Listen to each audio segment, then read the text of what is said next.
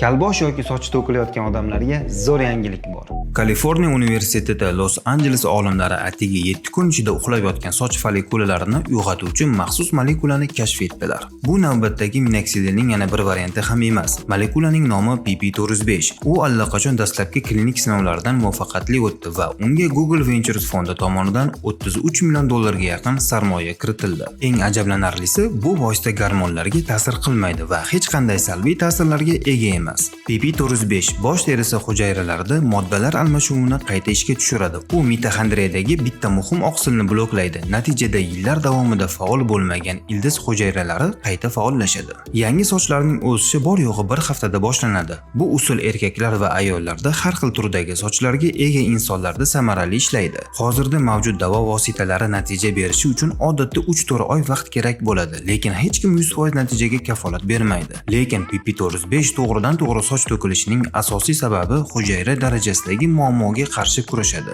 Yana bir muhim jihat, bu vosita shunchaki bosh terisiga surtiladi. Hech qanday ukol yoki jarrohlik amaliyoti talab qilinmaydi. Agar sochingiz to'kilayotgan bo'lsa yoki kal bo'lsangiz, umuman siqilmang. Chunki kallarning omadi hali oldinda. Mana bularga o'xshab.